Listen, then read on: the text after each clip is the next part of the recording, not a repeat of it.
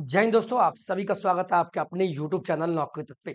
आशा है आप अच्छे होंगे, स्वस्थ होंगे और जहाँ भी होंगे, बहाली के लेके आप चिंतित भी होंगे और भविष्य के बहाली के लिए आप तैयारी में लग जुटे होंगे। फिलहाल हम बात करने वाले आज शाम तक की जो बड़ी खबर आप सभी न्यूज़ चैनलों के माध्यम से देख रहे होंगे।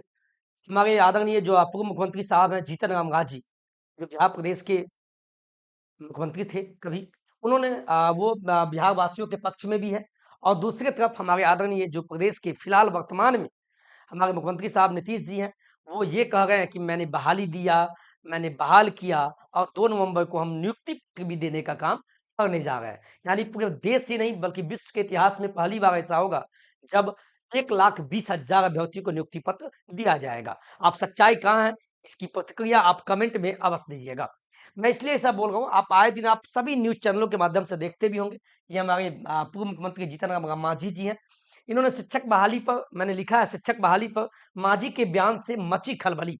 खलबली क्या है? ऐसी क्या मतलब इन्होंने बोल दिया? आए दिन 3-4 दिन से आप देख रहे होंगे और आप सभी का मांग है। चूँकि आपको पता है जब हम और आप बोलते हैं तो हम और आपका नहीं सुना जाता है। चूँकि आप एक स्टूडेंट होंगे या कहीं न कहीं पढ़ते होंगे, पढ़ाते होंगे या हम अगर शिक्षक भी हैं तो हमें भी उस गरिमा में रहा जाता है। लेकिन आजकल आए दिन कुछ भी सुरक्षित नहीं है। यानी कहने का मतलब ये हुआ, ठीक है, अगर ये बोल रहे हैं तो इनकी बातों को तो सुना जाएगा। ये साफ बोल रहे हैं कि धांधली हुआ है। बिहार में जॉब के बदले पैसा लिया जा रहा है। तो ज़माना में जब रेलवे में जॉब के लिए ज़मीन लिया जाता था, तो ऐसे-ऐसे बयान इन्होंने साफ शब्दों में कहा है कि बिहार में ये बीपीएससी में धांधली हुई है। यानी हम बात कर रहे हैं बिहार शिक्षक बहाली की फर्स्ट फेज़ की। और इसी बीच हमारे नीतीश जी बोल रहे हैं कि बिहार में बहार है चूँकि नीतीश कुमार है। ऐसा हम इसलिए बोल रहे हैं, कुछ कारण है। चलिए वीडियो में बने रहिए। ये वीडियो आप सभी के लिए, आपको झकझोरने के लिए, दूसरी तरफ आपको पढ़ने के लिए ऊर्जावान करेगा कि आप किसकी बातों को मानें। चलिए हम चलते हैं मांझी जी की बातों को कोट करते हैं। इन्होंने क्या कहा? सबसे पहले हम नीतीश जी के चलिए पहले ये आया तो इनकी बातों को लेते हैं। शिक्षा विभाग के वेबसाइट यानी आईपीआरडी जो है उसमें सूचना एवं प्रसारण संपर्क उस पे डाला हुआ है। ये इन्होंने अभी-अभी आज का डाला हुआ है देखिए क्या है। शिक्षा विभाग बिहार सरकार बीपीएससी शिक्षक भर्ती परीक्षा 2023 जो प्रथम चरण संपन्न हुआ, इसमें अभ्यर्थी पास भी हुए, कितने फर्जीवाड़ा के शिकार हुए और आप सभी को आपत्ति करने का मौका है। सेकंड मेरिट लिस्ट का भी इंतजार है और हम मांग करते हैं कि सेकंड मेरिट लिस्ट होना भी चाहिए। दूसरी तरफ डोमिसाइल, जिस डोमिसाइल पे हम सभी ने लड़ाई लगा, कुछ ने साथ नहीं दिया, उसका परिणाम ये हुआ कि आज ठीक है, अदर स्टेट के अभ्यर्थी आए, बहाली हुए, कम नहीं लगभग 16,000 अभ्यर्थियों ने अदर स्टेट के भाग लिए, यहाँ तक कि नियोजितों का भी उसी सीट पे कर दिया गया। लेकिन नोटिफ़िकेशन में था तो हुआ। लेकिन आप सभी ने नहीं, कुछ ने नहीं दिया, उसका भुक्तभोगी आप सभी हैं। आगे क्या होगा डोमिसाइल रहेगा या नहीं? मेरा मानना है कि डोमिसाइल रहना चाहिए, चूँकि बिहार के एक शिक्षक होने के नाते मैं इसलिए बोल रहा हूँ कि बिहार में ऐसे भी बेरोज़गारी बहुत चरम पे है। दूसरे स्टेटों में यहाँ तक कि झारखंड में बोला जा रहा है बिल्कुल नहीं, अदर को मैं मौका नहीं दूँगा। तो आदरणीय मुख्यमंत्री साहब से मेरा माँग होगा, एक शिक्षक होने के नाते कि आप डोमिसाइल लागू कर दें, जिससे बिहार के बच्चे को दिक्कत ना हो। बिहारी, बिहारी होने का एक लगे कि हम बिहार हैं और बिहार में ही जॉब हुआ। मैं ऐसा इसलिए बोल रहा हूँ, नहीं तो बच्चे टूट जाएँगे और जब टूटते हैं तो इसका प्रभाव आप पे भी पड़ेगा। क्या होगा ये आप सभी जानते हैं।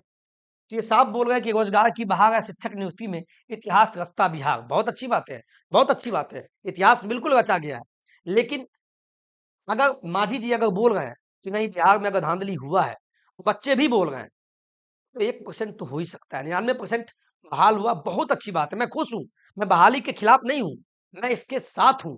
कम से कम किसी माँ-बाप का बेटा बेरोजगार तो नहीं कहलाएगा। चाहे कितने भी 1,20,000 पे आप बहाली दे रहे हैं। लेकिन आप पूरे सीट क्यों नहीं भर रहे हैं? 100% सीट की बात हुई थी ना, 1,70,461 पदों की बात हुई तो पूरा सीट भरिए। सेकंड मेरिट लिस्ट जारी कीजिए। ये मेरा माँग है, बोलना तो पड़ता है। राज्य में पहली बार क्या हुआ भाई? बीपीएससी की परीक्षा में एक साथ 1,20,000 शिक्षकों का चयन। रिजल्ट तो इतना का आया है, चयन कितना का हुआ है, ये डाटा ना आपके पास है, ना मेरे पास है। सत्यता और प्रतिक्रिया कमेंट में बस दीजिएगा। सभी परीक्षा केंद्रों पर लगाए गए थे सीसीटीवी कैमरा। बिल्कुल सही बात है, अच्छी बात है, लगी भी थी और अब बहाल भी हुए, अच्छे नंबर से पास भी हुए, कुछ का हुआ, कुछ का नहीं हुआ। ये खेद की बात है तो दूसरी तरफ खुशी की बात है। लगभग डेढ़ महीने में आया रिजल्ट, सॉफ्टवेयर के माध्यम से हुई काउंसलिंग, काउंसलिंग भी अब सॉफ्टवेयर के माध्यम से ही होगा और सॉफ्टवेयर के माध्यम से ही नियुक्त शिक्षकों का होगा विद्यालयों में पदस्थापन। बिल्कुल सही बात है और आपका पहले वाला सेटिंग-गेटिंग नहीं चलेगा। आपका सॉफ्टवेयर के माध्यम से ही होगा। तो धन्यवाद नीतीश जी, आप बहुत अच्छा काम किए। लेकिन आप अगले बहाली भी दे रहे हैं तो उसमें कम से कम डोमिसाइल पे बात कीजिए सर। डोमिसाइल तो होना चाहिए, इसमें कोई दो राय नहीं है। देखिए, अदर स्टेट वाले हो सकते हैं आप गलत सोचें, लेकिन देखिए अदर स्टेट में फिर आप वही UP, Bihar sorry UP, Jharkhand में आप बिहार को मौका नहीं दे रहे। उसपे तो कोई नहीं बोल रहा है। लेकिन एक बिहारी होने के नाते हम बोलेंगे डोमिसाइल लागू होना चाहिए, 100% लागू होना चाहिए और पिछला सीट भी 100% भगा जाना चाहिए। आप ये देखिए ना, जीतन राम मांझी जी ने बयान दिया है, ये खलबली मचा है। इन्होंने 3-4 बातें कहा, सही बात कही है कि नियुक्ति पत्र बाँटना पूरी तरह से गलत है। यानी गलत इस सेंस में ही बोल रहे हैं कि आप धांधली अगर हुई है, तो जाँच करवाइए। इनका साफ शब्दों में और कहाँ तक इसकी सत्यता है, ना मैं बोलूँगा क्योंकि आजकल अगर आप सरकार के खिलाफ भी बोलते हैं, तो आप पे भी जाँच बैठ जाएगा, चाहे मैं काहे नहीं हूँ। आप तो स्टूडेंट आप वीडियो देखेंगे, खेला खत्म। आजकल यूट्यूब पे भी जाँच होती है। बिल्कुल, आजकल डर भी लगता है भाई, सत्ताधारी लोग हैं, कुछ भी कर सकते हैं। लेकिन प्रतिक्रिया अवश्य कमेंट में दीजिएगा कि जीतन राम मांझी कहाँ तक सही है। दूसरा, मनी फॉर जॉब, इन्होंने साफ कहा है कि जॉब के बदले मनी लिया जाता है और तब जॉब दिया जा रहा है। और दूसरी तरफ इन्होंने ये भी कहा कि वोट दे बिहारी, नौकरी पाए बाहरी। ये कहाँ का न्याय है? ये मांझी जी का कोट किया वर्ड है, इसीलिए मैं बोल रहा हूँ। और चौथा, इन्होंने ये भी कहा कि बिहारी को जॉब मिलना चाहिए, डोमिसाइल लागू होना चाहिए, यानी बिहार के बच्चे बिहार में शिक्षक बनेंगे। अदर स्टेट के अलाउड नहीं किया जाना चाहिए। ये साफ शब्दों में इन्होंने कहा है और सही भी कहा है। इसका खंडन तो मैं करता हूँ, क्योंकि सभी बात का नहीं बोलता हूँ, चूँकि मैं पत्रकार तो हूँ नहीं। मैं कुछ भी बोल दूँ। एक शिक्षक हूँ, तो शिक्षक की गरिमा में अवगाहना पड़ेगा।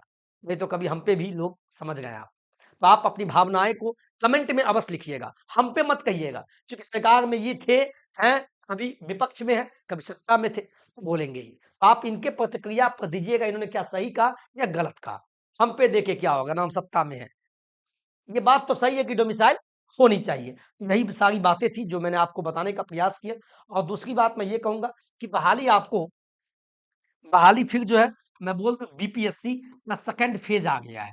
ये बीपीएससी 2.0 अभी कितने सीटों पे आएगा ये आधिकारिक रूप से नहीं बताया गया, लेकिन मैं आपको बता दूं बहाली जो आ रहा है, छठी से 8वीं का आ रहा है, 9वीं से 10वीं का आ रहा है और 11वीं से 12वीं। इनमें बहुत सारा प्रश्न है आप सभी का कि सर मैं एलिजिबल हूँ कि नहीं हूँ। मैं बहुत सारे यूट्यूब पर देखता हूँ, मेरा मन करता है मैं भी वीडियो बना दूं, लेकिन पता नहीं क्यों मैं नहीं बना रहा हूँ, क्योंकि इसका सही से विज्ञप्ति तो आने दीजिए। उसी में पता चलेगा कि BTech, BE, BCom, BCA, MCA कौन एलिजिबल होंगे किस क्लास में, ये तो उसी दिन पता चलेगा, है ना? तो आप इस पे बहाली आ गई छठी से लेके 12वीं तक का। 1 टू 5 का फिलहाल तो नहीं बोला गया है, भविष्य में देखते हैं क्या होता है। भविष्य की बात है ये, भविष्य में क्या होता है, ये तो भविष्य के गोद में ही पता चलेगा। लेकिन आपको एग्ज़ाम देना होगा, टीचर रिक्रूटमेंट एग्ज़ामिनेशन, और आप सभी पढ़ते भी रहिए। हम बार-बार बोल रहे हैं इसीलिए पढ़िए। आप सभी बोलते हैं ना सर, आप खुल के नहीं बोलते हैं। मैं सीधे शब्दों में कहूँ, अगर आप वाक़ई में आप सोचते हैं, अगर आपके पास समय है, तो आप बिल्कुल एनसीईआरटी पढ़िए। एनसीईआरटी खरीदिए, एनसीईआरटी से पढ़िए, इससे बेस्ट बुक कोई नहीं है। आप जिसको भी देखते हैं यूट्यूब पर फॉलो कीजिए, लेकिन एनसीईआरटी को मत छोड़िए। इससे बढ़िया बुक तो है ही नहीं, चाहे दुनिया में कोई भी बुक हो मार्केट में, लेकिन इससे बढ़िया बुक नहीं है। इससे ज़्यादा कुछ बोले, लेकिन आप पढ़ेंगे फिर नहीं, बोलेंगे क्वेश्चन का लेवल हार्ड था, बिल्कुल हार्ड होता है। जब नहीं पढ़ेंगे तो क्वेश्चन का लेवल हार्ड ही दिखेगा। फिर बहाली में 82 नंबर कैसे लाएँ?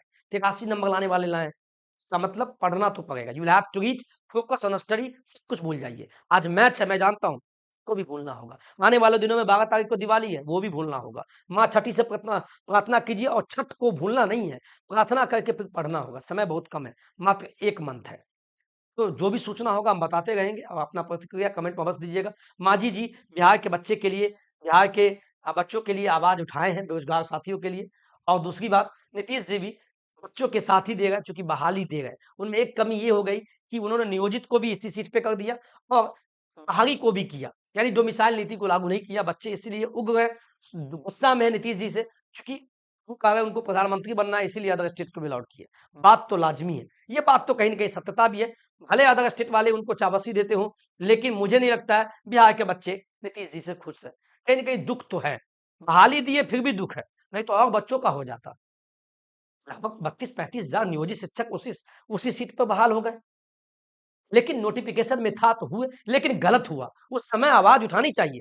बस एक यूट्यूब पर आवाज़ उठाने से नहीं होगा। अगर आपको वाक़ई में बोलना है तो आप भी यूट्यूब पर बोलिए। तो आंदोलन में क्यों नहीं आए आप? लेकिन आप फिर कहिएगा आंदोलन कीजिए, तो आपको प्रणाम है। आप कब साथ किसी का छोड़ देते हैं, भगवान माफ़ करे मुझे। मैं यहीं से आपकी आवाज़ को बुलंद करने का काम करूँगा, क्योंकि आप जब घर में बैठ के बोलते हैं, घर में बैठ के वीडियो देखते हैं, तो मेरा भी काम है आपकी आवाज़ को इतनी आवाज़ बना के, ताकत बना के उनकी आवाज़ को पहुँचाने का काम करेंगे। लेकिन आपका भी काम है कि वीडियो को शेयर कीजिए। शेयर मतलब दूसरे के पास भेजिए, ग्रुप में भेजिए, मेरे लिए नहीं कि आवाज़ ट्विटर तक पहुँचे। जब मैंने चप्पल मारा था, क्यों? जब सभी के लिए मारा था इस पे गाल पे। तो आप मेरी ताकत आपका एक शेयर करने से होगा। ग्रुप के लिए नहीं होता है साहब। आवाज़ डिजिटल माध्यम से ही उठेगा। ठीक है? आज के वीडियो में इतना ही। खूब खुश रहिए, खूब तरक्की कीजिए, पॉजिटिव के साथ पढ़ाई में लग जाइए। इतना ही शब्दों के साथ अपनी वाणी पे विराम लगाता हूँ। जय हिंद, जय भारत।